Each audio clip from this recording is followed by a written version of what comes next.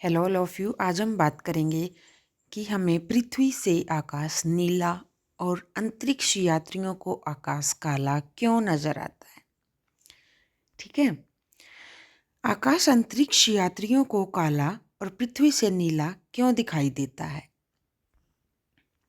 सबसे पहले मैं इंट्रोडक्शन की बात करूं तो अंतरिक्ष यात्रियों को आकाश काला दिखाई देने का मुख्य कारण पृथ्वी के वायुमंडल की अनुपस्थिति है, यानी कि अंतरिक्ष में वायुमंडल नहीं है, जिसके कारण क्या आता है, आकाश नजर काला आता है।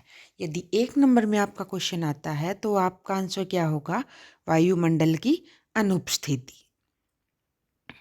उसके बाद अंतरिक्ष में प्रकाश के परावर्तन और प्रकीर्णन नहीं होता, यानी कि आपको क्या आंसर देना है कि वायुमंडल की अनुपस्थिति के कारण प्रकाश के परावर्तन और प्रकीर्णन नहीं होता, जिसके कारण आकाश काला नजर आता है। यदि आपका क्वेश्चन 1 नंबर या 2 नंबर में आए तो आपको जवाब देना है कि वायुमंडल की अनुपस्थिति के कारण प्रकाश के परावर्तन और प्रकीर्णन नहीं होता, जिसके कारण हमें अंतरिक्ष काला नजर आता है।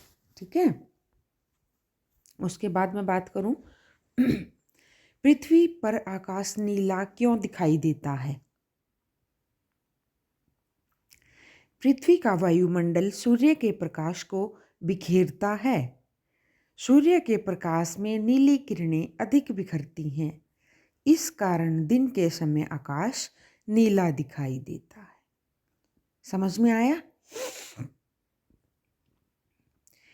पृथ्वी का वायुमंडल सूर्य के प्रकाश को बिखेरता है, यानी कि जो सूर्य का प्रकाश है उसको स्कैटर कर देता है, बिखेर देता है। उसके बाद सूर्य के प्रकाश में नीली किरणें जो होती हैं वो सबसे अधिक बिखरती हैं, इसीलिए हमें आकाश नीला नजर आता है। जो रेलिक स्कैटरिंग का जो एक्सपेरिमेंट है, रेलिक स्कैटरिंग का जो लॉ है बेटा, उसके हिसाब से नीली किरणें सबसे अधिक बिखरती हैं, इसीलिए सूर्य के प्रकाश में जो नीली किरणें हैं वो सबसे ज़्यादा बिखर रही हैं, तो हमें आकाश कैसा नज़र आ रहा है, नीला नज़र आ रहा है। अंतरिक्ष में एक आकाश काला क्यों होता है। मैंने आपको बताया, वायुमंडल के अभाव के कारण प्रकीर्णन नहीं होता, जिसके कारण आकाश काला नजर आता है।